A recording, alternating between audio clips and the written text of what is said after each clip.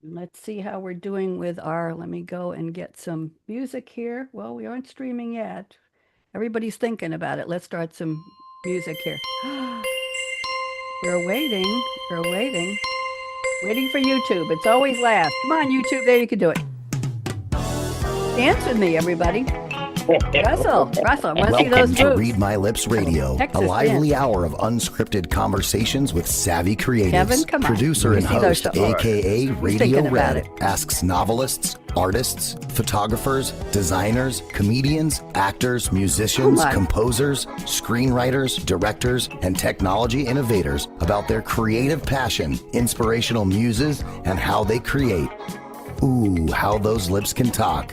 Now, here's aka Radio Red. Thank you to the voice of Ryan Treasure, who always brings me on the air. Yes, the show has changed. I've rebranded. We are the Creativity Show, which was always part of the name, but now it's front and center. We've been rebranded about 2 weeks ago, and we're getting lots of good feedback about that. I'm Radio Red. Happy to be here. Where else would I be on Monday? Tell me, everybody. Now, what I'd like to do is have my guests. I didn't prepare them for this, and this is the test. Let's see. Melanie and Russell and Kevin, I haven't introduced you yet, and I have a gift for each of you. But I want you to put up your fingers in the shape of the letter L. I don't care whether you're right-handed or left-handed. Melanie, let's see that L. There we go. And I want you to say on the count of three with me, hello, L, L, L. Just like that. 1, 2, 3. Hello, Hello, L, L, L, L, L. L. Jordan, you can mark them for a tie for first place. That was one of the best. Oh, Russell loves that. Kevin loves that. Melanie, she's not sure. Yeah, she's smiling. Okay, good. So, reason is that we have a most loyal listener, lovely lanky Laura Legs. She is still living in Whitestone, New York. And Russell, I've been trying to get her to move to a place. I'm in Loudon, Tennessee, and she just doesn't want to move to an L place. So, lovely lanky Laura Legs. And I have to warn you, Melanie and Russell and Kevin, at around 6:01 p.m. today Eastern Time, she will email me and she will tell me what you said on the show. It's like a mini book report. She's been doing it for years and she's really, really good. So be careful. She'll love your opening quote. She'll love some of the things you say. So just so you know, that's why we say a shout out to her. Today is, my goodness, the 22nd of September. It's the 265th day of the 2025 Gregorian calendar. And I don't know if any of you know, but I know you weren't around, neither was I, that the Julian calendar kind of had an oops in October. Yeah, Russell knows. It missed a couple days in the second week of October. So if you had a birthday then, you really didn't get to celebrate it too often. So Gregorian came around and said, I can solve the problem. We'll have leap year, one day added every fourth year. And he did. And now everybody in October gets their birthdays, including me. Okay. Is anybody here a Virgo? Anybody?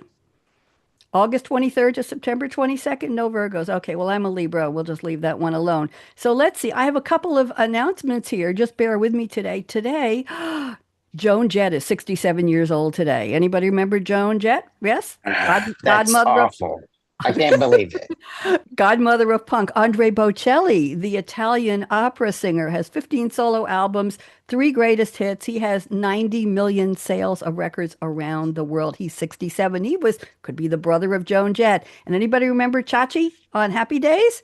Scott Baio is 65 today. And I want to tell you one more thing before we go. Today is September equinox, the first day of autumn. That means approximately equal days, equal hours of daylight and darkness. So there you go. It's also World Reflexology Week. Has anybody had reflexology done to their feet? Anybody? No? I have. Kevin, you've never? They have a map of your feet and they massage you based on what part of the foot relates to which organs in your body. And it really works well. It's very soothing and it helps. They use it for a lot of medical reasons. Okay, let's get started here. I have an introductory poem I'm going to read, and then I'm going to dedicate part of my opening to each of you. And when I call your name, I would really like you to smile or wave or do something so we're sure we know who you are. Welcome to the Creativity Show, where inspiration takes flight, aka Radio Red on her Scarlett Mic, live streaming bright on the truths of creativity. That's today's episode. Her panelists will share how life's winding journeys spark ideas with flair. Kevin D. St.Clergy, wave hello. Russell Little, wave hello. And Melanie P. Smith, she's back. Take the stage, revealing fresh insights that are sure to engage. No blah blah yada yada here, just discoveries true. An hour of wonder awaits each of you. Here we go. Kevin, it's your turn now. From Texas greens, where golf carts rolled, young Kevin heard success stories bold. Entrepreneurs shared the secrets they knew, but his parents' lost business helped shape his view. Kevin learned failures are not from lack of desire, but solving wrong problems with blame tinged fire. Studying books, masterminds, and coaching for years, Kevin built wisdom through triumphs, lessons through tears. From cart boy to caddy, bartender to pro, consultant, world traveler, always eager to grow. Kevin's book, Beyond Blind Blaming, clears hidden disguise, guiding leaders to breakthroughs and to working wise.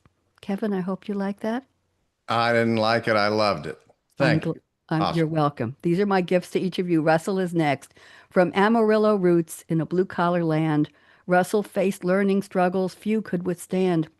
Though teachers doubted and his hurdles were tall, he rose as class president, defying it all.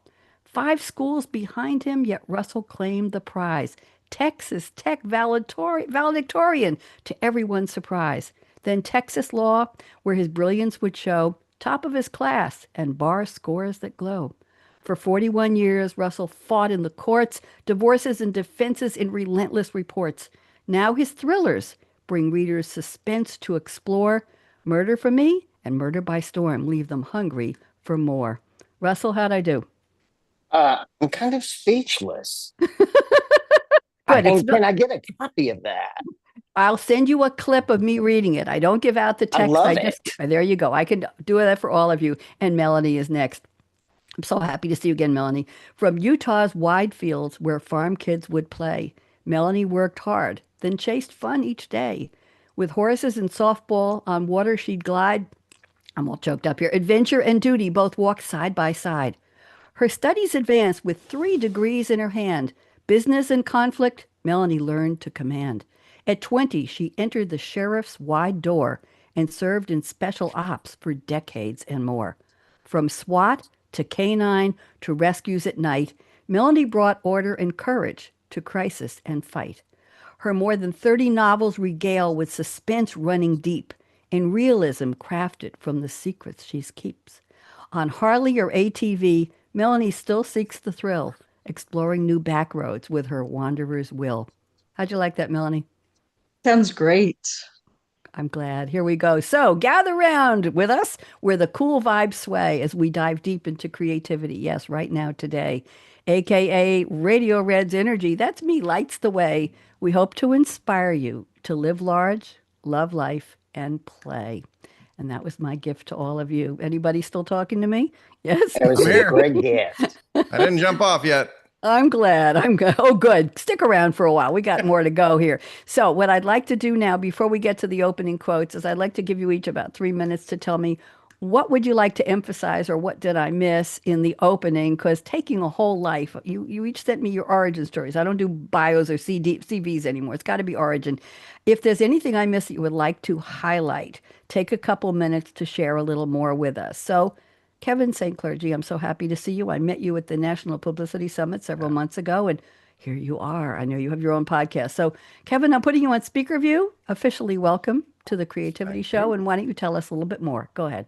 Yeah, thanks for having me. I love your show. I've listened to several episodes already. Amazing. I love the new name too, by the way. Thank you. So yeah, I think the only thing you left out was just that these days I have a real passion for helping people find a problem that they don't know they have. We're trying to help 100 million people discover the root cause of a problem they can't seem to fix. And if we do so, then we're going to not only create a ripple effect in their life and their business, but I think we'll have a positive effect on society as a whole.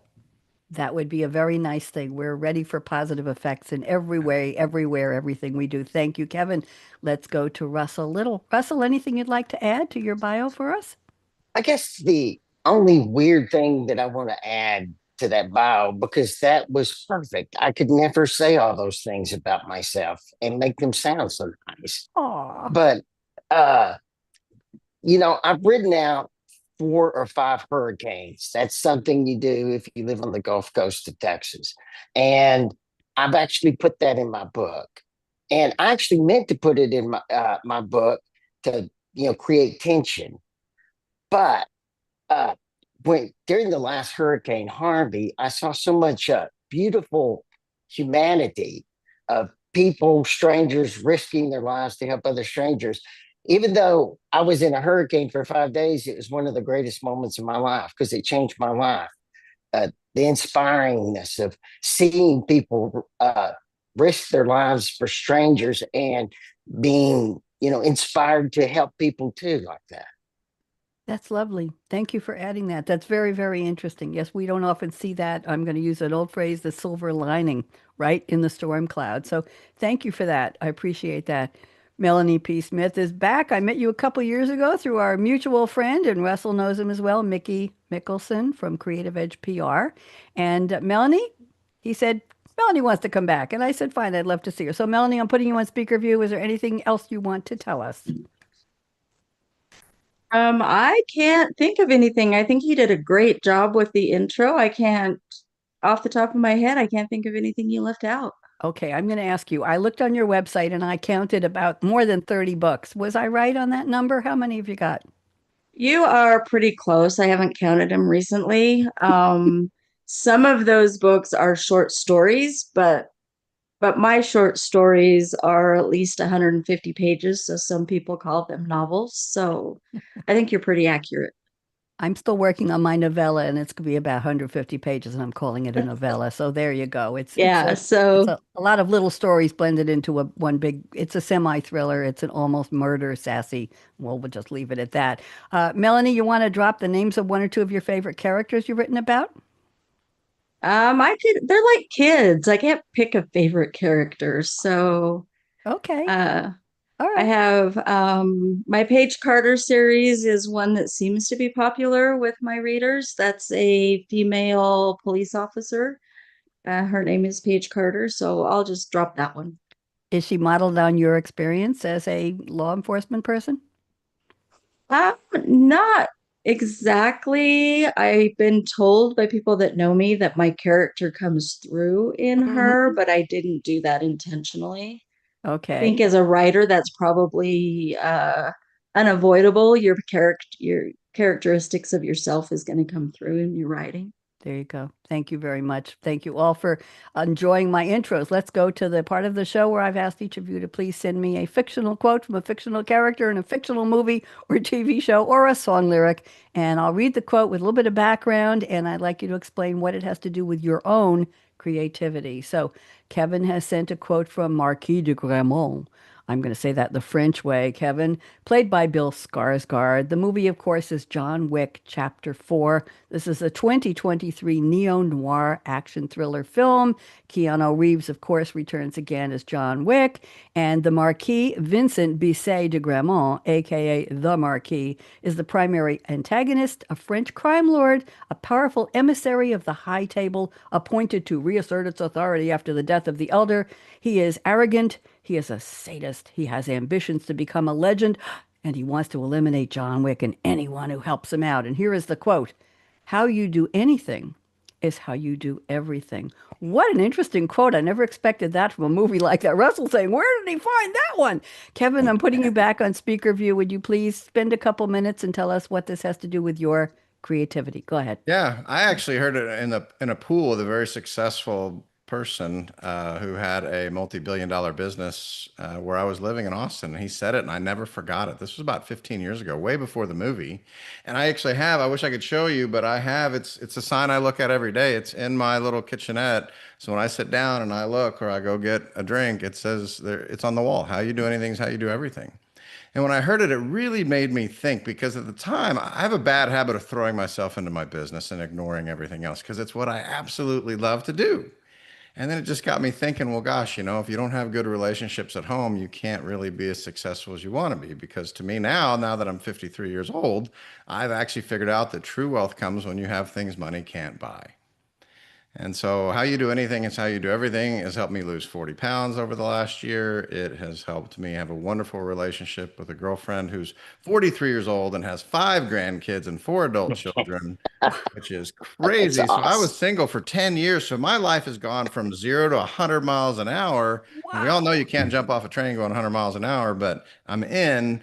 It has its moments, but it's really weird because it's like the grandkids are here, they're driving you nuts. Like, when do they leave? And 5 minutes after they leave, you're like, okay, when are they coming back? Because I miss them already. It's just, it messes with my head. And I don't know what I'm doing. But how you do anything is how you do everything has helped me get my life in order. But I think it's actually made me a better coach and a better person.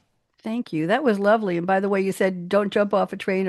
I'd say with the train you've got, stay on the train. It sounds That's like a so lot of far fun. so good. Sounds like a lot of fun. You're a very brave soul, and you must love her a lot to love her I family as do. well. So, you want to do a shout out to her with her first I name? do. I love you, Jen. Thank you for everything you've Okay. done for me. You've finally given me something money can't buy. Oh, that's so sweet. Okay, no, the show has to go on. Sorry about that. You just stopped me there. Okay, Russell, I'm looking at your quote. This is said by Maximus Decimus Meridius. These are a lot of interesting names to pronounce. Played by who else? Russell Crowe. The movie is Gladiator, 2000 epic historical drama film directed by Ridley Scott. My goodness gracious. The cast includes Russell Crowe, Joachim, I always forget how to pronounce his name, Phoenix, all kinds, Derek Jacobi, Richard Harris. What a cast.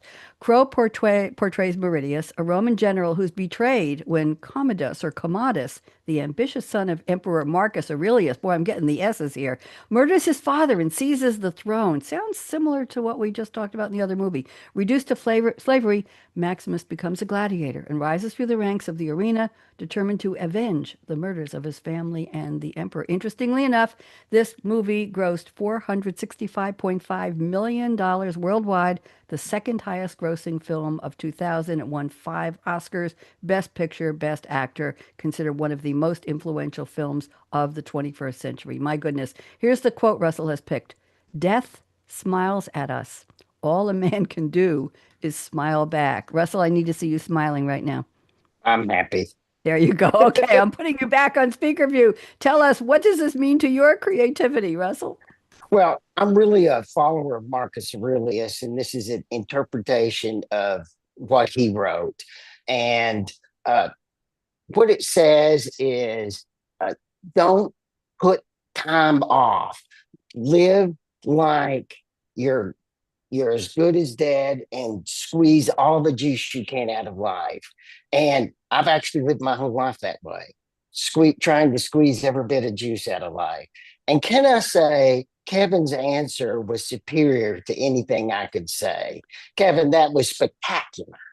Thank you. I think you did a pretty darn good job yourself, but thank I you. I I think the appreciate that. hurricane story was pretty good in there too, Russell. Russell, has anybody told you that you could be, I think, anybody see if you agree with me, a doppelganger for the actor Kevin Pollak? Does he look like Kevin Pollak? Melanie, do you see it? Or Kevin, a little Well, bit? yeah. Little bit. Yeah. And I don't I don't that's a have enough hair. well, whatever you used to have, you still look like him. So yeah, thank you very much. I'm going to before I get in more trouble, I'm going to go to Melanie's quote. Melanie has sent a quote from, oh, these are such iconic films. Professor Albus Dumbledore, the late headmaster of Hogwarts, played by Michael Gambon, to Harry, speaking to Harry Potter, played by Daniel Radcliffe, Harry Potter and the Deathly Hallows Part 2. It's a 2011 fantasy film directed by David Yates, the second of 2 cinematic parts based on the 2007 novel Harry Potter and the Deathly Hallows by who else? J.K. Rowling, and the seventh and final installment of the Harry Potter film series.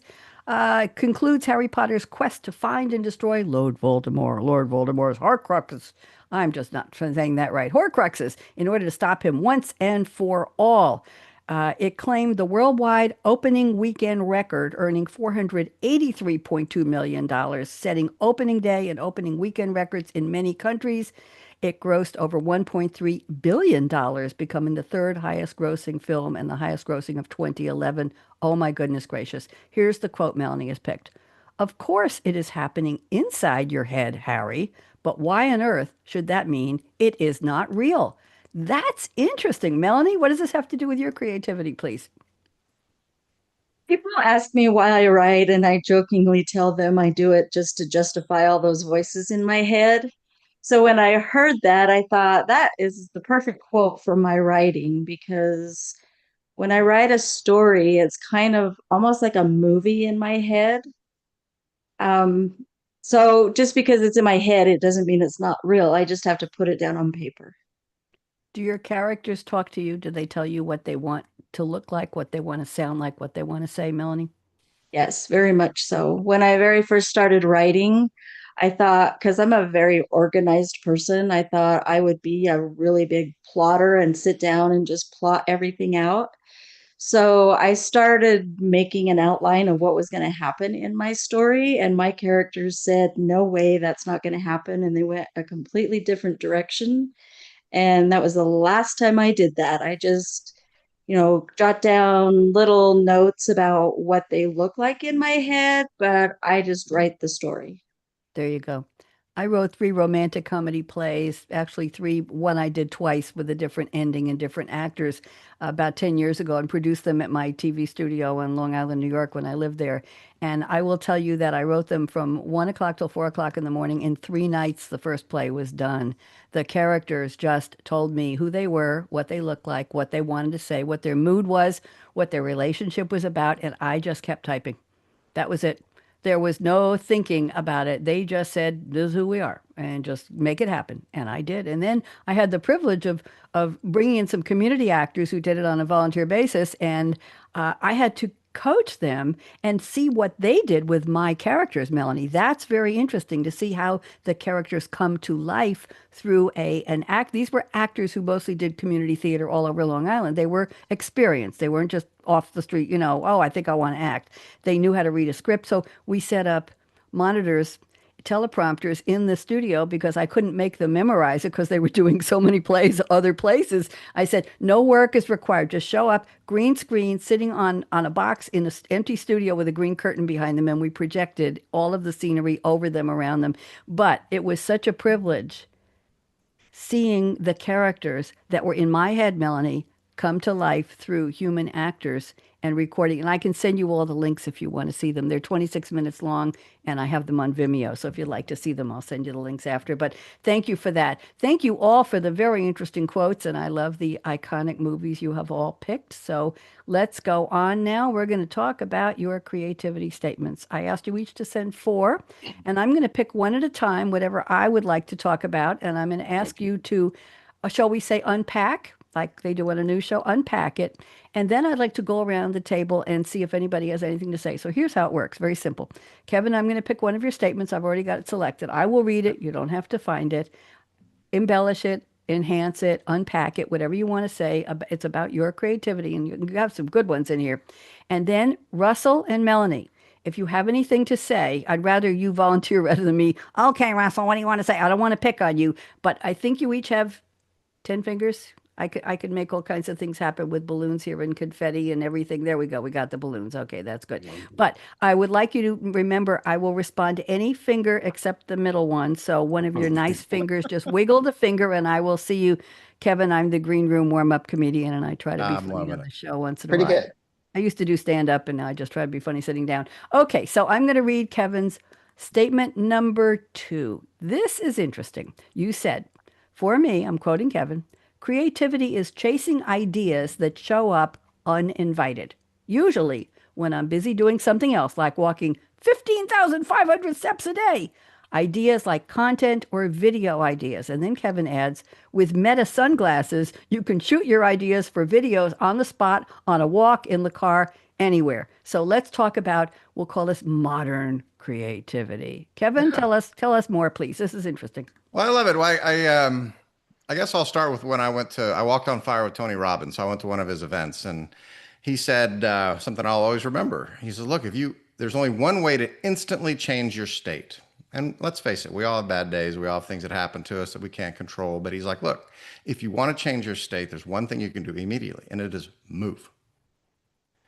And so it really stuck in my head. And then as I started going down this healthcare journey to, get more healthy, stop taking medicine, things like that, my trainer was like, look, if you just start walking, that's your big thing, which sucks because I have a garage mall. I have a 3,000 square feet garage where I bought all this fancy equipment. All I really needed was a treadmill and some weights. And when I started walking though, I started noticing some of my best ideas were coming when I was walking. And we slowly got the 15,500 is what we do now. We started off at 5, 10. We worked our way up there, but that's where some of my best ideas come from. And then I got these meta glasses where now, because I'm an influencer and I've got a new book out, I'm having to shoot videos, and some of my best videos are coming from when I'm actually out there walking. Or they call them walk and talk videos, which blow me away that my team is like, look, you need to do more walk and talk videos. I'm like, what the heck are those things? It's where you're actually sitting there walking, and they usually use the ones where I walk into a wall or something like that. But that's where some of my best ideas come from, because I think it finally pushes you into a position where even though I have my meta glasses on, I still don't. I turn my phone off and I go for a walk. I don't even listen to music. I listen to nature. I'm very quiet. And I think we have to unplug. If we really want great ideas to come to us, we have to unplug and we have to move. So that's my message for everyone today. And it sparked my Interesting. creativity like crazy. Interesting. Melanie or Russell, any thoughts? Russell, go. Yeah. Yeah. Would you explain a little bit more about your meta glasses? Yes. Good point. I was going to I'm ask. Sure. interested in you. Tell us more Yeah, I about just that. discovered them. I wish I had them. They're in here somewhere. But they are glasses that Facebook developed. It's got AI built into the glasses, and you can talk to it, so you don't have to really think about it. But if you're out there and you say, "Hey Meta, take a picture," it'll take a picture. "Hey Meta, add this to my video idea list." It will do it for you. You don't even have to think about it. Because what happens? I know that some of us, if you think about it, when we have a great idea, it could be in the shower, it could be when we're going to sleep. And then if we don't write it down, 3 months go by and you're like, oh crap, I never did that. The Meta glasses, they're like $329. They're coming out with some really expensive ones, but anybody can get them. They're sunglasses, and you can actually have regular glasses made for those of us who still need readers. Yep. So I like the sunglasses because usually when I'm outside, I like to walk outside. I try to do at least 30 minutes to an hour a day when it's not brutally hot out here. But I do have those glasses on when I go for a walk, and that's where you Thank get them. So you. they're Meta glasses. You can get them any store online. To me, they're not that much of an investment. I know they're expensive for sunglasses. Don't lose them. Don't lose But them. Thank you. Very interesting. I read about those recently. Yes, and we talk often on this show in the creativity mode, Kevin and everybody, about what do you do with those ideas that come in the middle of the night, or when you're taking a run, or when you're in the shower, or how do you write them? How do you record them? And some people use a recorder on their phone, the voice memo. And I sometimes put something into a calendar note for myself. I'll say tomorrow at 10 o'clock, read this paper or prepare for this show. I'll make appointments with myself to do that. And if it's in the middle of the night, I don't know, you just write a note to yourself or take a picture of your foot and say, well, that'll remember, some kind of association. can I give Mel, one more suggestion? yeah, go ahead, go ahead. Just real quick. I don't want to take over the show, but That's okay. something I discovered on Alexa. So most of us have Alexa in our lives. My girlfriend, she fights with Alexa all the time, but that's another day. I can be funny sometimes too. But I figured out on Alexa, if you say, hey, Alexa, remind me at 8 o'clock on Monday to do this, Yep. you can program Alexa to send you a text message. And since we all have our precious cell phones with us at all times and we never even leave the house, although I can remember leaving the house and not freaking the F out when I didn't have my cell phone. But that I think has made me not forget as much as I Yeah. usually do. Hey, Alexa, remind me at 8 o'clock on Monday. It sends you a text message. You're always checking your phones. I didn't know she sent text message. I'll ask her to set a reminder, set an alarm, and I hear Yep. doo, doo, doo, It's in the doo. settings. You go into the settings of Alexa and you can actually just click a button that says send me a text to remind me too. Thank you. It's so cool. Interesting. Melanie wants to say something. Melanie, join us. Well, I was just going to say that my method is still old school, handwritten. Um, but when he keeps saying, move. I can't remember exactly how he put that, but move.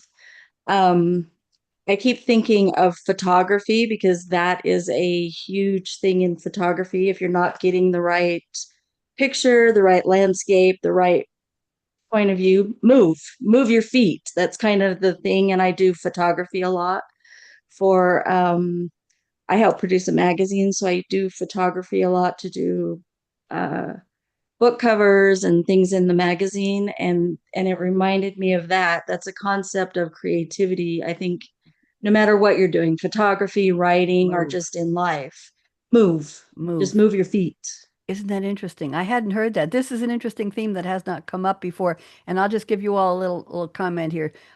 Sometimes I want a casual background for my Zoom meetings. I never just show my room. It's just not what I do. So I will, if I wake up and I see a particular ray of sunshine coming through the bedroom window or living room window, I'll take a picture. Or if there's something sparkling, a web on one of the trees outside with a little bit of dew on it, I'll take a picture and I load them into my Zoom and I use them for casual backgrounds. So my backgrounds could be my dining room table with some plants on it with the flower boxes outside, and people think I'm sitting at the table in the dining room. But it's just a picture. It's just a virtual background. So that's a way that I keep a list. I keep a whole folder of what I call casual backgrounds so that I always have something interesting behind me. And it's a conversation point, isn't it, Melanie? It's Yes, it is. always a conversation point. I want to move on. Thank you, Kevin. That was a great starter. Let's go to Russell. Russell, I'm going to read a couple of your statements here because they go together nicely. You say, I write every day, Monday through Friday, to classic Italian opera. I write at my dining room table starting at 5 a.m. so no one bothers me.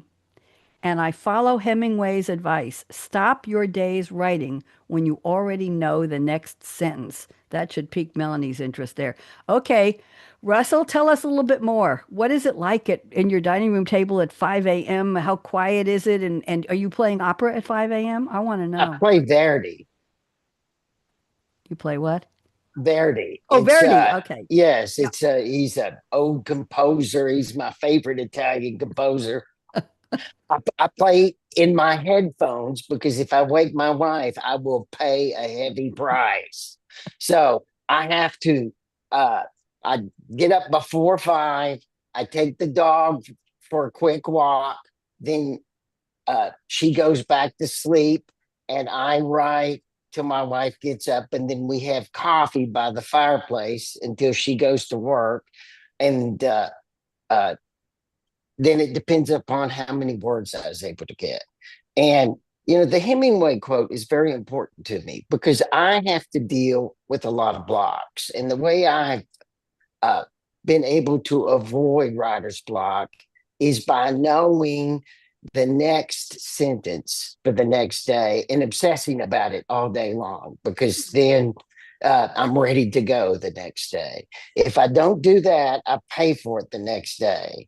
And there's another quote by Hemingway that if you are blocked, try one true word, then another, then there you go. So Interesting. Tell us a those little are bit about your books, Russell. Tell us a little bit about what you're writing these days. What are you up to? I write like psycho murder thrillers, right? Because I practiced law for 40 years. And this is true for all of us. We meet a very few people that are unlike anyone else in their life. And I've met a few of those. And during my life, when I've come across these people, I've thought, this is somebody I want to write about someday. Mm, And so I've assembled these people and I write about. And it just so happens that this particular group of characters that I write about happen to fit perfectly into a murder thriller. And that's who I write about. And interesting. it's both the intense ones and the comical because you got to put comical relief in any book. And so I have and this interests me what you said earlier about your inspector, your deputy character, because I actually have one too, OC Sims, who is both the protagonist and a comical relief at the same time, because he has all these weird features that I've come across that I've put in this person. And see, I refer to it as a person, not a character, because we live with these people and they become parts of us, right? Yes. Like he has a mustache that moves independently to the rest of his face when he's talking. It's the strangest thing in the world. And when I came across this on someone, I couldn't stop looking at their mustache that moved like a caterpillar, different than the rest of the face when they were talking. And that's something you got to write about, right? That's Exactly. that's inspiration, That right? That is weird inspiration. mustache. I'm are so glad I asked you. yeah, I can see God, it. I And love so, it. and with this same character, tell me when to stop talking because I don't want to take over anyway because the Kevin and Melanie are so interesting. But uh, like the weird thing in Houston, and I just moved back to Houston from Georgia for the very reason Kevin talks about, because this is where all my children and grandchildren are, and I needed to get back to be in the same city as they are. There you So go. that's why I thought what he said was so important. But Thank you. uh, there's a whole subset of men in Houston, Texas that wear cowboy boots all the time, even in the summer. It's the strangest thing to me. And I'm a lifelong Texan, but to me, that's strange, except for I've lived around it. So I've put that in one of my characters Oh, because I just think in the middle of the summer and someone walks into a courthouse in big black boots, it looks hot. They always say, Russell, no, this Russell, you need to do it. You need to have a stand-up routine. This is you've already just done about a 10-minute routine. Go ahead, finish because I want to go around the table. Go ahead.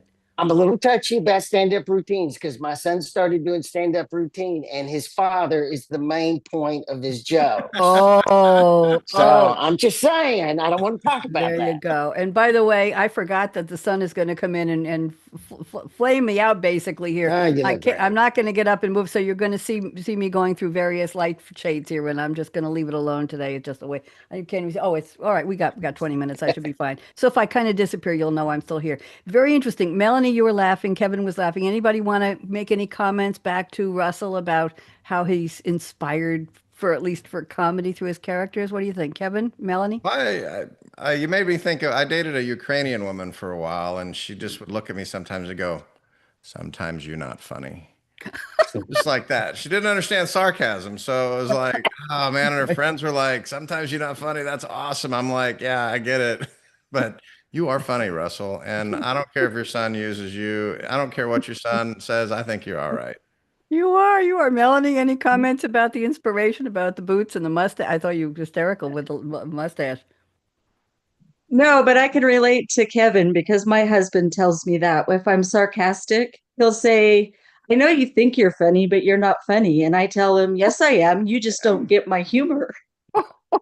Oh my I goodness. get it. Yeah. I'm going to move on to Melanie's statements here. Thank you, Russell. That was very, very interesting. Melanie, I think you already said you're definitely a pantser. And in case either one of the other guests doesn't know, a pantser versus a plotter. Pantser writes by the seat of their pants. A plotter outlines and lists everything out and knows what they're going to do next, and then can go into chapter 4 because they already know where they want to go with it and then everything. So, Melanie, I'm going to go to your statement number 4. This is interesting. We're talking about basically inspirations. You say the simplest things can spark the most interesting stories. And I think Russell just proved that. Melanie says, I was headed home from a SWAT call out in the early morning hours after a particularly long and exhausting day. My mind began to wander as I traveled the nearly empty streets. I hear the making of a thriller in here, Melanie. And the opening scene of my first published novel began to unfold. So I tell you what, I'm going to put you on speaker view and I'm going to run and close the blinds because I can't see anything anymore and I got to see. So, Melanie, you take over for just about 2 minutes and I'll be right back. Go ahead. So I worked in the special operations division of our local sheriff's office, and I would get called out on SWAT call outs, and I would run the radio and do logistics for our SWAT team. So frequently, our call outs would happen late at night into the early hours of the day. So I spent a lot of time driving at 2, 3 o'clock in the morning, heading home. And as you might imagine, they're high stressed, high adrenaline situations. So as I was driving home, kind of trying to wind down at the early morning hours, that's when my imagination would kind of wander. And I was driving home and I just kept having this idea, this visual of my character in my it's a paranormal romance series. The opening scene is she is in the back of a taxi driving over a bridge, just hearing the thump thump as she's driving over the bridge on her way to the hospital to see her uh, stepfather who has been attacked and is dying. And so it's just, I don't really know what it was about that drive home that day, but I just kept imagining this, the thump thump as you go over the bridge, as you're going over the Was it a breaks in the drawbridge? bridge. Yeah, Yeah. the breaks in the bridge. Yep. It just kept coming to me. And then the next day on my way home from work, the same thing. I just kept having this opening scene come to mind. And that's what made me decide I'm going to start writing for fun again, see where this goes. And that it was, I wrote the first book pretty quickly. Went into the second book. It ended up being a 7-book series, and I actually wrote the first 3 books probably in 4 months Wow. because the idea just came so quickly. And I really don't know what it was that triggered that on that morning, 2 o'clock in the morning, driving home, no traffic on my way home from this SWAT call out. I just had this character in my head that wouldn't go away. They use us. We channel them, they channel us. I Yep. appreciate that. I told you that's what happened. When I wrote my plays, I didn't know how to write a play. So I went online, this was about 10 years ago, and I looked for playwriting 101. And Kevin, I found a website that had a downloadable, wasn't a PDF, was a Word document. And it said, this is the font, this is the spacing, the letting between lines. This is where you describe the scene, the introduction to each character, curtain up, curtain down, the whole thing. And I just downloaded it and I just started writing. Melanie, I just filled in the blanks and my characters were just there.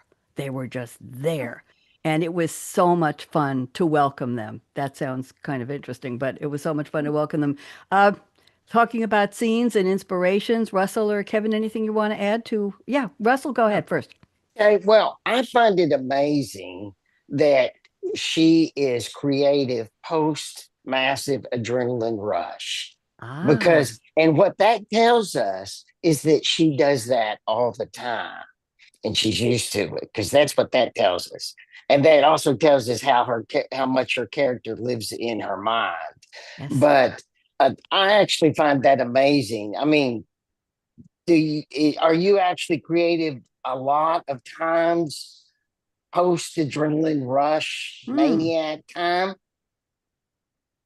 My writing, I have always done it since a young age. I've done it to relax. It calms me down and helps me relax. So I would say probably yeah.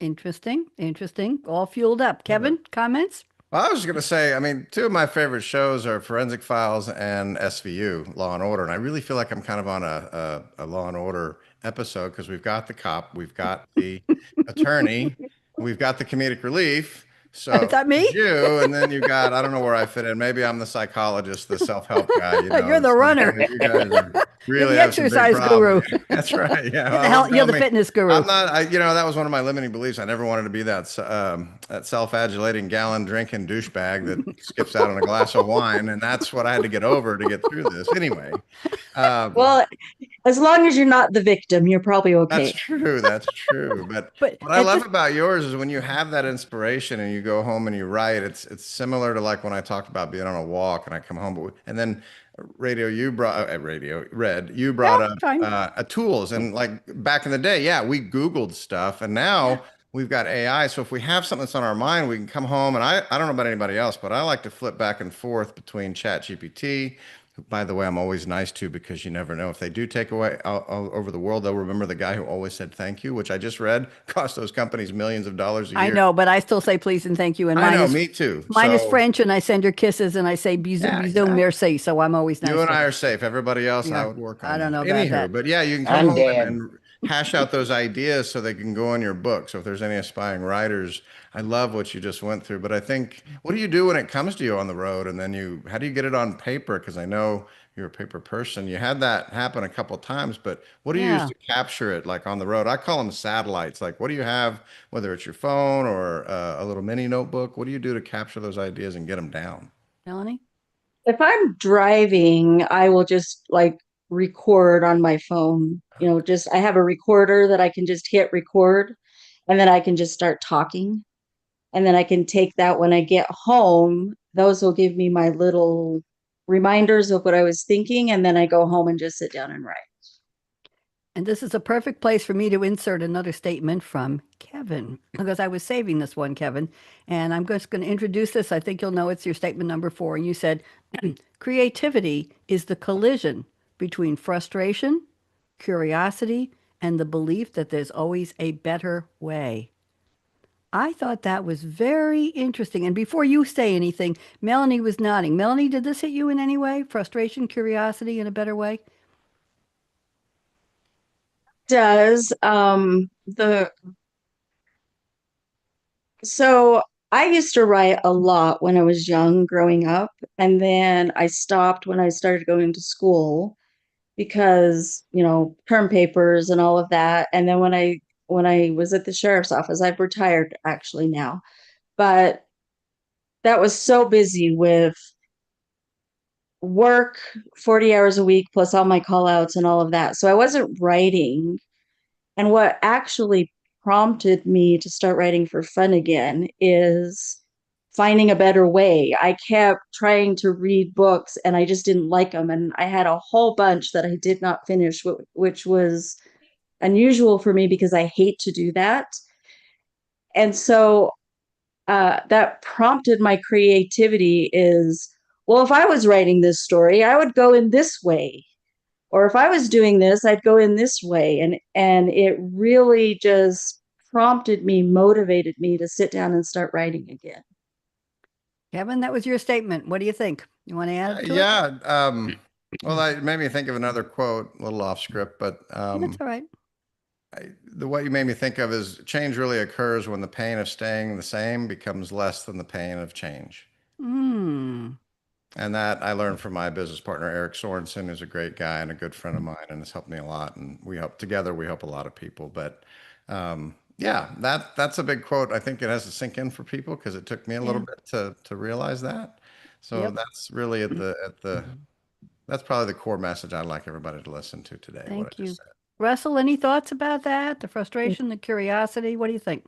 You asked Kevin the question that I would have asked, because what I was going to ask him is to explain that a little bit more. Okay, Okay. well, I think that well, give me a second to think. I guess where I used to think that balance was something that's very important. And I've learned over the years that I've become a lifestyle entrepreneur. I don't separate work and life. I combine them because I love it.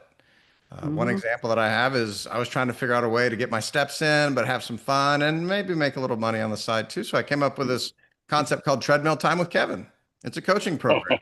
And the only way that I let people ask questions is if they're on the treadmill with me, not running. Want to be safe. My attorney's freaking out, by the way, because he's like, I don't know, this is a bad idea. I mean, somebody's going to fall and sue you. And I'm like, well, if they sue me, at least they're walking and we'll figure it out. So that's just an Notify your example. liability insurance. Yeah, that's true. But I'm finding that when other people get moving, all of a sudden they start figuring, then I really become a coach because I think the difference between a coach and a consultant, consultants come in and tell you what you already know, and then they charge you a great amount of money and they're not really that effective. But a coach asks questions. And sometimes I'll just ask a question and watch somebody think. Like my favorite way to start off a coaching call now is not to say, how are you doing? I say, what's going well? And they were perfectly ready to Oh, complain. And it's always the same thing. They'll be walking and be like, oh, what's going well? Should I? Oh, excuse me. I got to that's think about okay. that one for a minute. So that's one takeaway. If you're in a service business or you're just talking to people, watch what happens. Because we had a What's going well? podcast guest recently said, I don't think you realize how brilliant that is. I'm like, thank you very much. But she goes, when you do that, you activate parts of your brain that make people feel better. That's So, an interesting point, and I'm going to jump in here for a second, Kevin. I have a friend named Judy Katz who is a writer, and she's a ghost writer, and she makes a comment that she's higher priced because do you want the Mercedes or do you want the beat up Volkswagen, whatever. But the point is that she came up with in one of her newsletters, very charming writer, by the way, and one of her newsletters or her emails, she said she was once that person who was at a wedding at a table with people she didn't know, or she was at a party with people she didn't know. And she thought, how am I going to get onto the radar of these people? What am I going to do? And instead of sitting there saying, I feel sorry for myself, nobody likes me, nobody wants to talk to me, I'm the odd person out, why did they invite me? I wish I could go home. How far is the bathroom? Can I have another glass of champagne, please? Instead of all that, she simply looked at the woman next to her and she said, what's new? What's going on with you? Like she already knew the person, and all of a sudden this woman is talking to her and she's telling her what's new. It's like she knew her all along. And then the woman said, by the way, what's your name? And can I have your phone number and your email address? yeah. And it worked. Kevin, that reminded me of what you just said. It's what's going well with you. Isn't it interesting? I think we got a kind of a therapy session going here. Yeah, no, I This is love it. The other this one is I like is the second question I always ask is what are you working on that's exciting right now?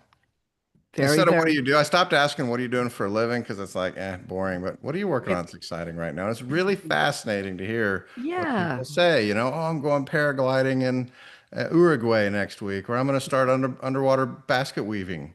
I'm Or totally joking. I've just That never happened. transplanted three little stalks of coleus plants that I took cuttings from someplace I wasn't supposed to and put them in water, and they have little roots on them, and I'm hoping they grow.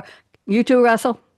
I do that stuff too. It's terrible that we do that, but Oh, I I think do it's that too. wonderful. I think it's wonderful.